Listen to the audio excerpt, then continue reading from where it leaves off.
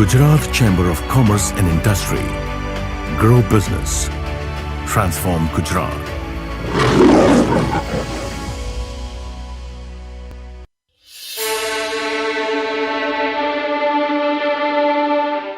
ગુજરાત ઉદ્યોગ જગતની ચર્ચા કરવા માટે આજે હું આવી છું જેડ બ્લુ.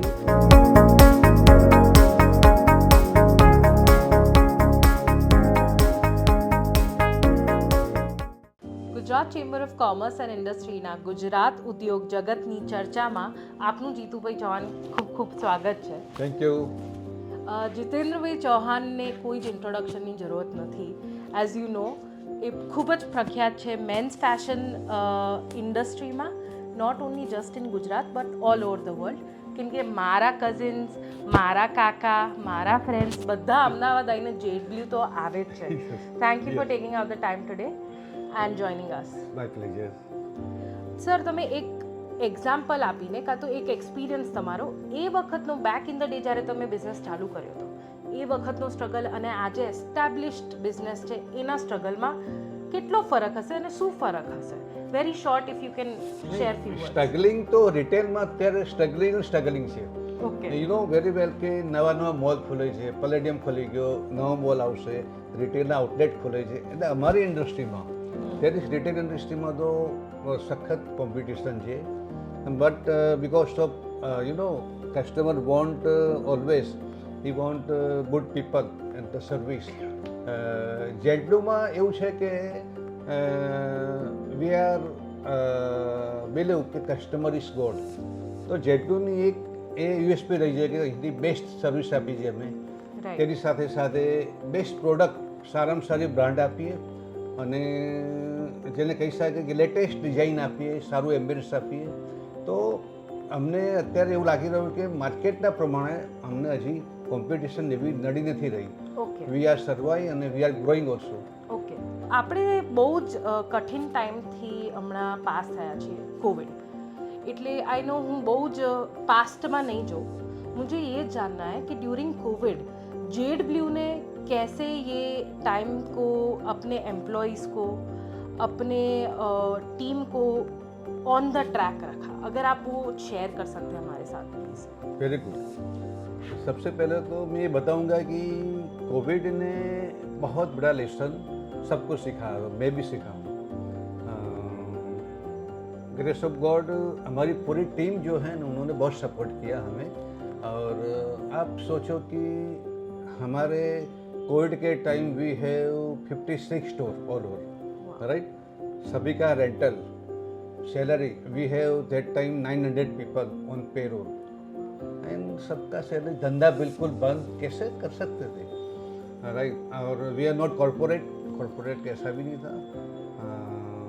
मगर एक तो कोविड में सभी जो हमारे लैंडलॉर्ड थे, लैंडलॉर्ड ने हमें रेंटल में बहुत सपोर्ट किया.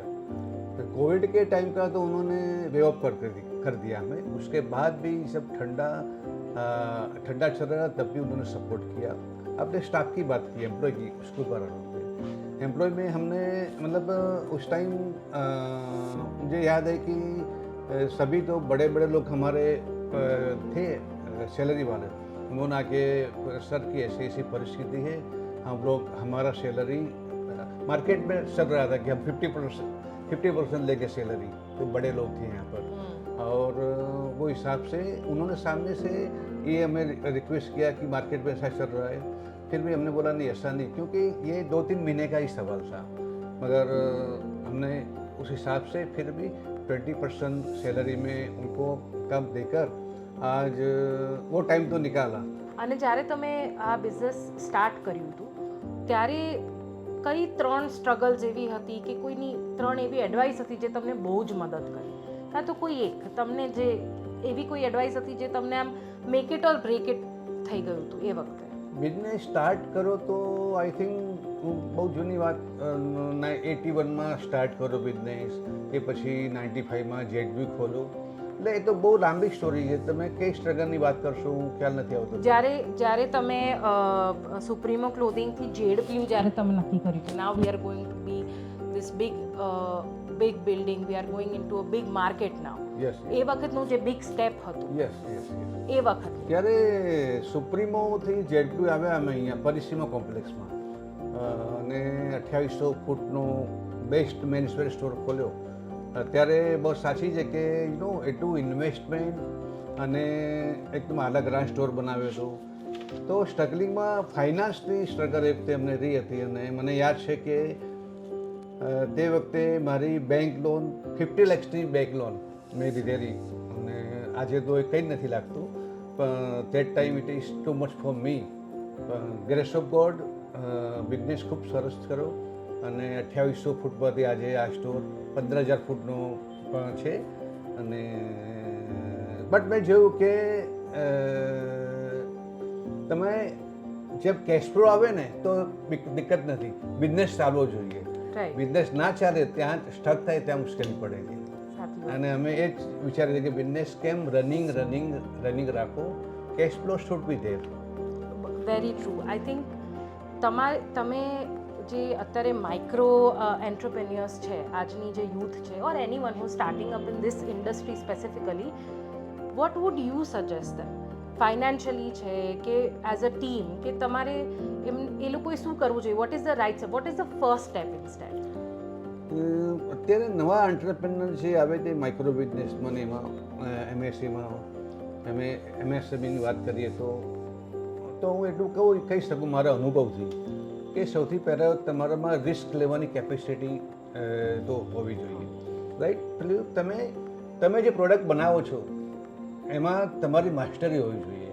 પ્રોડક્ટમાં તમારી કે નહીં મારી પ્રોડક્ટ બેસ્ટ છે અને તમને એ પ્રોડક્ટ બનાવો છો એની પૂરી જાણકારી તમને હોય તો you will be best entrepreneur એમ કહી શકાય.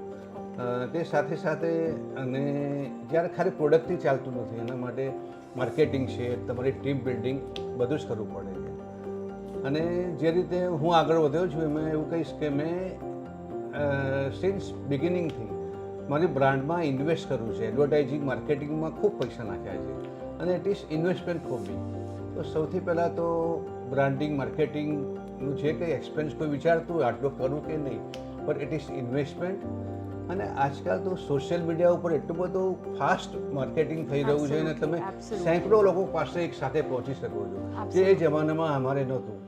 અને તમારી ટીમ બિલ્ડિંગ હું ચોક્કસ કહીશ કે તમે જે તમારી ટીમ બનાવો છો એમાં you are not boss, you are leader.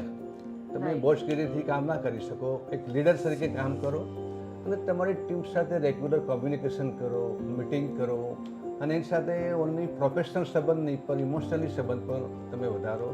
તો ટીમમાં એક ઓનરશિપની ભાવના આવશે ને તમારી ટીમમાં તો એ તમારા માટે બધું જ કરી શકશે.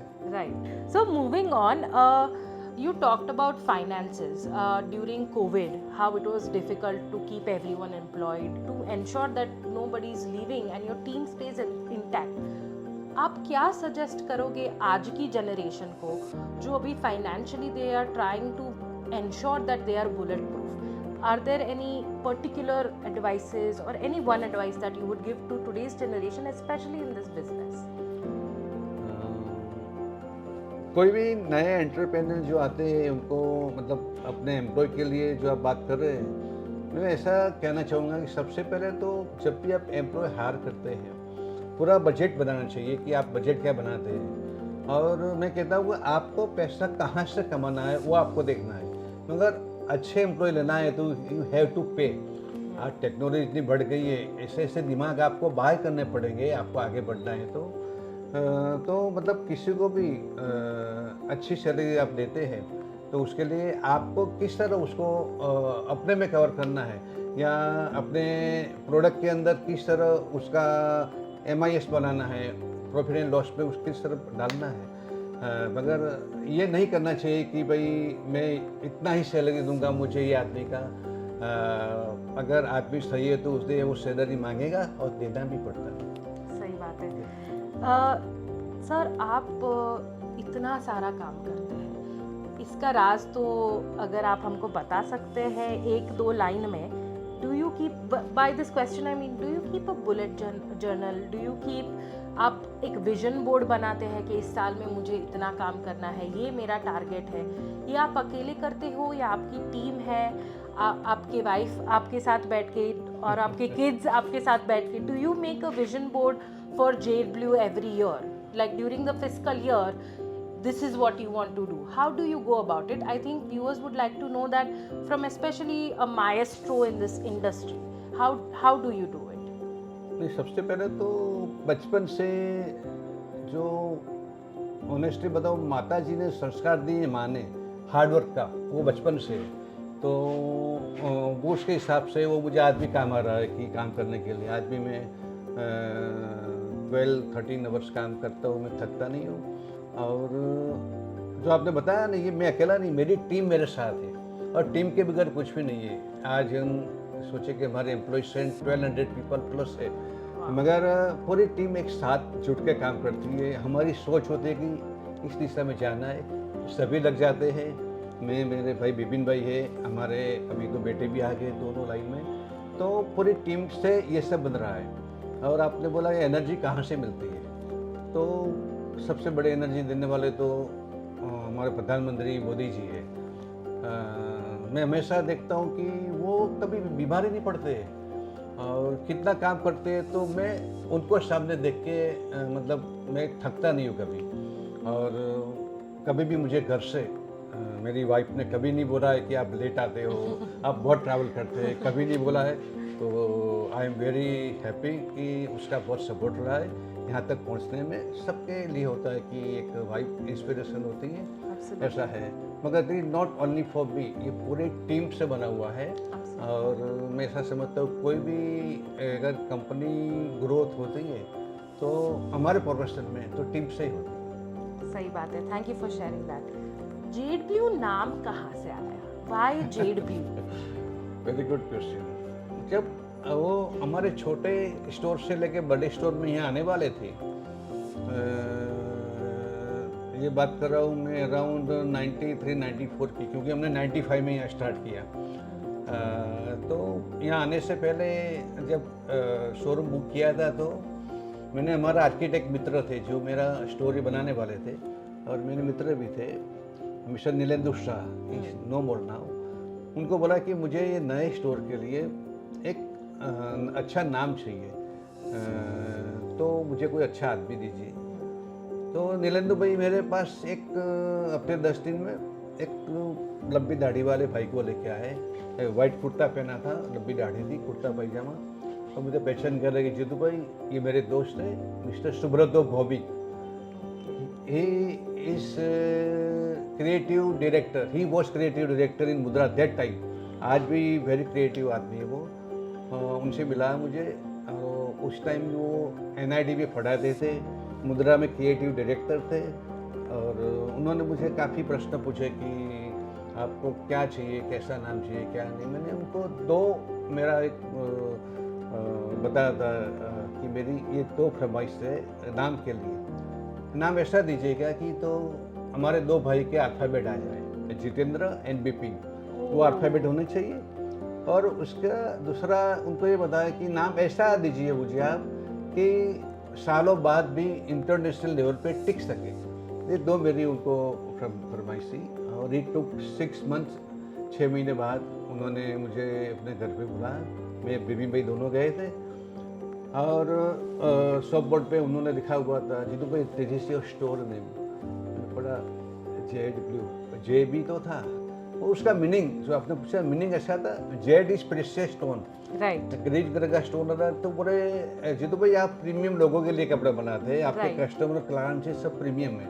और ब्लू इज मेंस वेयर, पुरुषों का कलर है, पुरुष वो ब्लू कलर पुरुषों का है। तो प्रीमियम मेंस वेयर यानी जेड ब्लू, ऐसे करके जेड मायने प्रीमियम यानी ब्लू मायने मेंस वेयर करते हैं।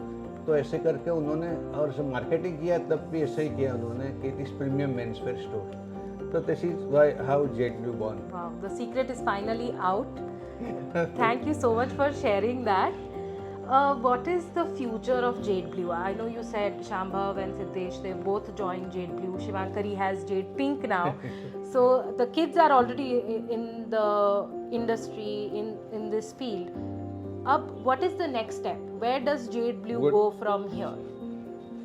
हमने लास्ट ईयर एक तो पलेडियम में एक स्टोर खोला हमारा। Right. जेडो is format like multi brand outlet, मतलब सभी ब्रांड मिलती है, ऐसा हमारा फॉर्मेट है। तो 4-5 हज़ार फुट से लेके 15-16 हज़ार फुट के स्टोर है। तो पलेडियम में हमने स्टोर खोला, वो एक्सक्लूसिव ब्रांड आउटलेट, जेडब्लू की सभी प्रोडक्ट है हमारा। तो आज वहाँ सभी ब्रांड के साथ भी वो स्टोर डूइंग वेरी वेल, अच्छा कर रहा है। तो हमने मतलब एक जो आप बोल रहे हैं क्या फ्यूचर क्या करने वाले, तो now we are planning to open only JadeBlue EBO exclusive brand outlet, Wow. Not multi brand outlet. Okay. तो आगे जो भी हमारे अभी जो प्लान कर रहे हैं कि जेडब्लू के एक्सक्लूसिव ब्रांड आउटलेट गुजरात तो ठीक है, out of Gujarat AP Telangana जहाँ बहुत अच्छा मार्केट है, सभी जगह हमने प्लान किया है कि जैसे लोग यहाँ आके खोलते हैं वहाँ जाके जेडब्लू के स्टोर EBO खोलेंगे, ये प्लानिंग है। इवन हमने अभी एयरपोर्ट पे स्टोर खोला छोटा सा, राइट, वो भी खाली जेडब्लू की प्रोडक्ट है। Okay. बहुत अच्छा रिस्पॉन्स है। हमारा टॉमी है, CK है, उसके बीच में हमारा स्टोर है, मगर हम बिजनेस देखते हैं तो we are equal to them. I am sure, I have no doubts तो about that. हमें लगा कि हमारे प्रोडक्ट में भी दम है, तो Absolutely. Now we are going to global by taking J W forward. Wow, thank you. That's amazing. Yes. We are very excited and looking forward to that. Thank you. इतना सारा काम करते हो सर आप, और ये सब चीज़ों में day in day out there goes in so much energy.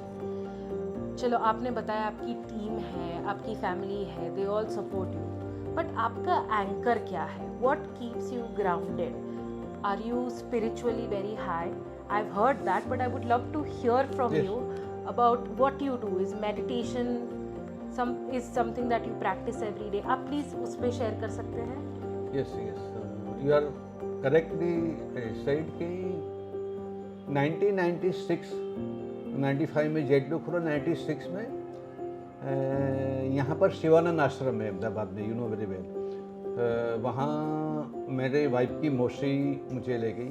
वहाँ चिदानंद स्वामी आए हुए थे, जो शिवानंद स्वामी थे उनके फॉलोअर, जो यहाँ पे आपको पीछे पिक्चर है, वो आए हुए थे अहमदाबाद। तो दर्शन के लिए वो मुझे ले गए थे, मेरे वाइफ की मौसी। मैं पहली बार शिवानंद आश्रम गया हूँ, उनके दर्शन किए ये, तो समय फिर मुझे लगा कि मतलब बहुत पवित्र आत्मा लगा।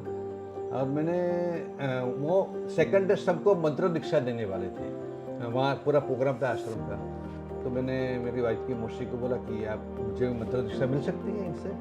तो वो बहुत डिवोटी है, बहुत पुराने डिवोटी है शिवानंद आश्रम के। तो उन्होंने बोला, और मुझे सेकंड डे यहाँ पर स्वामी चिदानंद जी ने मंत्र दीक्षा दिया। और आई वुड लाइक टू से कि मेरा नया जन्म हुआ। जो आप बोलते हैं ना कहाँ से एनर्जी मिलती है, क्योंकि मैं पोल में, छोटी सी पोल में पला बड़ा हुआ हूँ, कोई बैकग्राउंड नहीं, मगर how to behave, how to you know किसके साथ कैसा बर्ताव करना, लोगों की केयर कैसे लेना, ये सब स्वामी जी ने सीखा मैं उनके आश्रम में जाके, उनको पढ़ के। तो मैं ये कहूँगा कि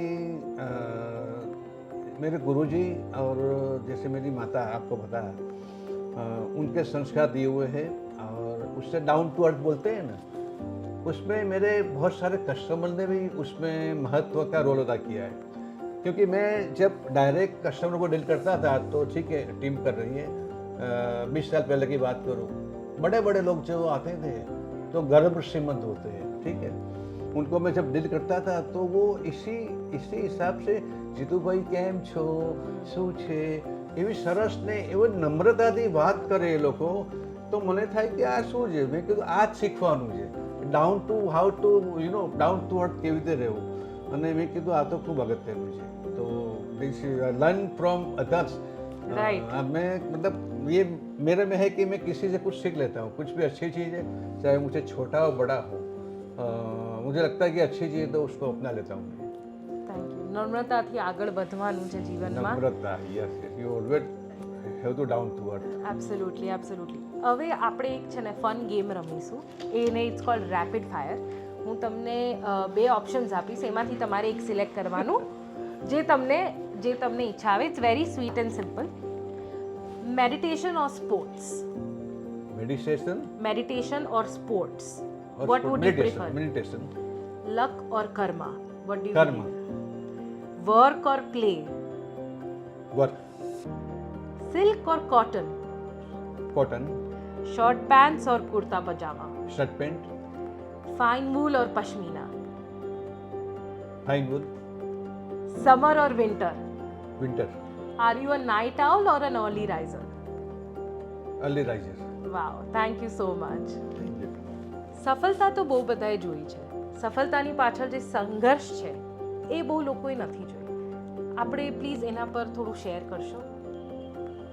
એના માટે બેન થોડા પાછલી લાઈફમાં જવું પડશે, કારણ કે લોકોને આજે જેટલું દેખાય છે પણ થોડું શેર કરીશ, કારણ કે બહુ લાંબી સ્ટોરી છે પણ બી થોડું બ્રીફમાં આપણે શેર કરીશું. 1959 20 ઓગસ્ટ લીંબડીમાં જન્મ, બાળપણ અમદાવાદમાં 1 થી 7 ધોરણ મ્યુનિસિપલ કોર્પોરેશનની સ્કૂલમાં અભ્યાસ. તે પછી 8 થી એસએસસી સર્વોદય હાઈસ્કૂલ માણેક ચોક. ગ્રેજ્યુએશન કર્યું HK આર્ટ્સ કોલેજથી વિથ સાયકોલોજી, જ્યાં મને મારા જીવનસાથી પણ મળ્યા. અમારા જમાનામાં એવું હતું તે સમયે કે એક ટેલર ફેમિલીમાં જન્મ થાય ને જેનો, એટલે એને નાનપણથી છોકરાઓએ નાનપણથી કામ કર્યા જ કરવું પડે, દરજી કામ જે હોય તે, એટલે નાનપણથી જ આ બધું કામ કરવું પડે. તો નાનપણથી સ્કૂલેથી આવીને દફતર મૂકીને ગાજ પડાવવા જવાનું હોય, બટન લગાવવાના હોય કે હાથ સિલાઈ કરવાની, આ બધું કામ આપતા રહે. મને યાદ છે કે 15 વર્ષની ઉંમરે હું 12 થી 14 શર્ટ હું સીવતો હતો તે સમયે, અને મારી ઝડપ ખૂબ સારી હતી પહેલેથી. મોટા ભાઈ મારા છે દિનેશભાઈ ઉર્ફે દાદુ, એમણે મને સ્ટિચિંગ અને કટિંગ બધું શીખવાડ્યું. 19 તેને કહી શકાય કે 1981 ગ્રેજ્યુએશન થયા પછી 250 ફૂટનો એક એલિસબ્રિજ એરિયામાં સુપ્રીમો ક્લોથિંગ એન્ડ મેન્સવેર નામનો સ્ટોર ખોલ્યો અમે, જેમાં એમ કહી શકાય વન મેન શો હતો. કસ્ટમર આવે તો તેને કાપડ હું બતાવજો, તેમનું માપ લેવાનું, એમનું કટિંગ પણ જાતે કરવાનું કપડાનું, અને ટ્રાયલ પણ લેવાની. It is no that time. અને પણ આ બધું કરવાથી મારા વ્યવસાયમાં નિપુણતા ખૂબ વધી ગઈ.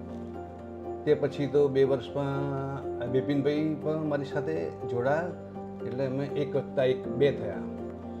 પણ મને યાદ છે કે અમે બંને ભાઈઓએ સખત કામ કર્યું. એમ કહે કે દિવાળી જેવાનો સમય હોય ત્યારે ફૂલ કામ હોય અમારી પાસે, ત્યારે રાત્રે 2-3 વાગ્યા સુધી કટિંગ કરીને કાઉન્ટરની પાછળ જ સૂઈ જવાનું થાય.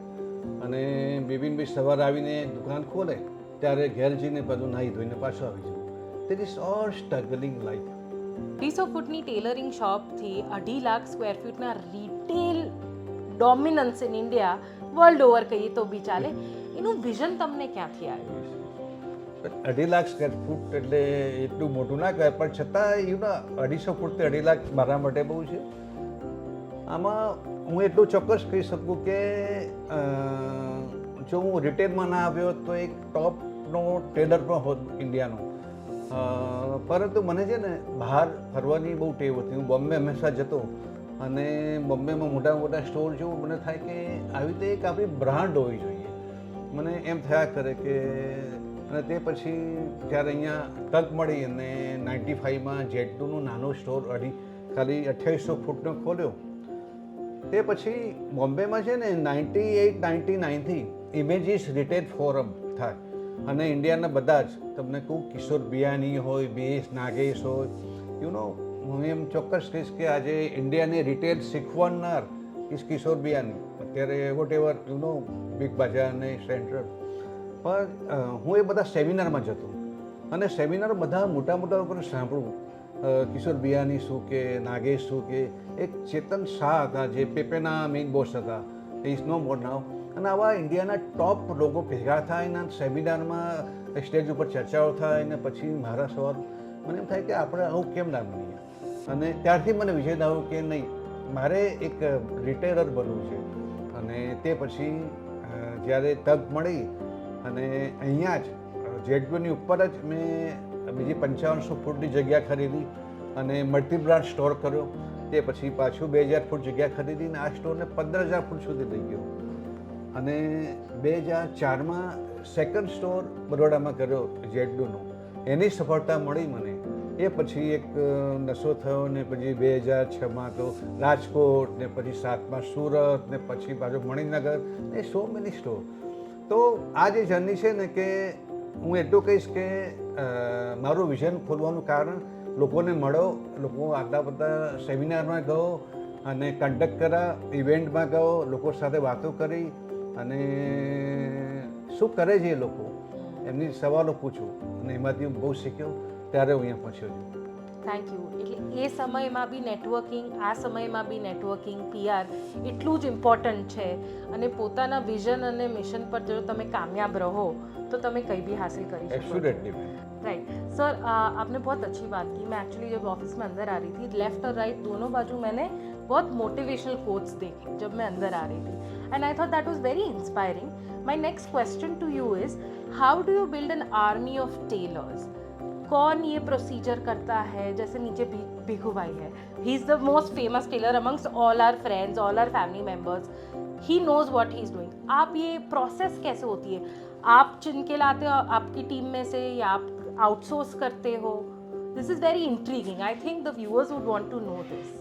अभी तो नए लोग तो ये लाइन में आते ही नहीं है, हाँ, क्योंकि टेलरिंग लाइन तो हमारा के बिजनेस 1981 से और बचपन से मेरा तो रहा है, आप जानते हैं. तो उसको हमने मतलब प्रोफेशनल बनाया. आज मैं ऐसा समझ रहा हूँ कि टेलरिंग की लाइन में तो सेटअप हमारा है, शायद इंडिया में 2-4 लोगों का ही होगा. मेरे पास आज 35-40 साल पुराने मास्टर से कारीगर है जो मुझे छोड़ के आज भी नहीं गए, क्योंकि आई नो कि उन्हें क्या चाहिए. और एक अच्छा कारीगर होता है ना, वहाँ एसओ भी नहीं चलती है, कोई कानून नहीं चलता है, यू नो. उसे बस दिल से रखना पड़ता है. और नई जनरेशन तो आज कोई भी, उनके बेटे भी नहीं आ रहे लाइन में, तो है उसको ही संभालना है. तो tailoring line is very tough in our field. Okay, तभी तो आपको बताऊँ कि हमारे 39 स्टोर के अंदर टेलरिंग सिर्फ 6 स्टोर में है, जहाँ हमें अच्छे मास्टर मिल जाते हैं, हम मैनेज कर पाते हैं. अदरवाइज क्या होता है कि एक टेलरिंग में 2 आदमी के कपड़े बिगड़ गए, फिटिंग नहीं आया तो वो 20 को बोलेंगे. तो it is very sensitive business है टेलरिंग का. मगर we have very good team in tailoring, very good establishment, because of हम खुद जानते हैं और उनको इसी हिसाब से रखते हैं. जैसे आप कभी मैं तो बोलूँ कि यहाँ पे आपके पिताजी भी मेरे बहुत पुराने कस्टमर है. अहमदाबाद में हम जहाँ बैठे हैं, यहाँ के जो डेवलपर है मिस्टर एन जी पटेल, वो भी हमारे बहुत पुराने कस्टमर है. मगर एक बार किसी ने स्टिचिंग करा लिया ना, तो I think he never go back. Right right, I absolutely agree. Tailoring की बात कर रहे हैं तो सर हम मोदी कोटी की बात बिल्कुल करेंगे, और ये हमको भूलना नहीं चाहिए क्योंकि आप भी पहन के बैठे हैं अभी. तो आप प्लीज़ ये कॉन्सेप्ट कहाँ से आया और इसके बारे में अगर आप हमारे व्यूअर्स को बता सकते हैं. नहीं, जो भी आप मोदी कोटी या मोदी जैकेट कहते हैं हम लोग, तो ये शुरुआत में तो मतलब अभी नो कि जवाहरलाल नेहरू से चलता आता है, तब लोग नेहरू जैकेट इसे कहते थे. राइट. पता है. मगर मोदी जी ने इसे पहन के पूरा नाम चेंज कर दिया. और grace of God we are very fortunate कि मोदी जी ने मतलब पूरे इंडिया में नहीं वर्ल्ड में मोदी कुर्ता और मोदी जैकेट एक आइकॉनिक इंडियन ड्रेस बना लिया है. राइट. और ये पूरा श्रेय उनको जाता है. और कैसे बना तो वो तो है न, जो आदमी इतना पावरफुल होता है वो जो पहनते हैं न वो लोग देखते हैं. Right. और हमने तो आपको पता है कि जापान के PM थे मिस्टर ओबे शिंदो, उनको भी बना के दिया है. चीन से आए थे यहाँ पर जिनपिंग, उनको भी बना के दिया है. और खैर बिग बॉस हो वेरी फॉर्चुनेट वी आर पहनते हैं हमारे कपड़े. So Modi jacket and Jade Blue have become synonyms now. Whenever we talk about Modi jacket, we talk about Jade Blue. So thank you for that. Thank you so much Jitubhai, તમે તમારા કિંમતી સમયમાંથી અમારા માટે આજે થોડો ટાઈમ કાઢ્યો. જતાં જતાં આપણા યંગ એન્ટરપ્રેનર્સ માટે ને આવતી જનરેશન માટે એક સફળતાનો મૂળ મંત્ર પ્લીઝ કહેશો. બહુ બધા મંત્રો સફળ થવાના છે, પણ હું જીવનમાં જેમ આગળ વધ્યો છું એમાં કહી શકીશ કે there is no option of hard work, અને કોઈ જગ્યાએ કંઈ શોર્ટ ટર્મ ગેમ છે જ નહીં. You have to weight for your success, અને તમે ધીરજ ના ગુમાવો, આટલું ચોક્કસ કહીશું. Thank you.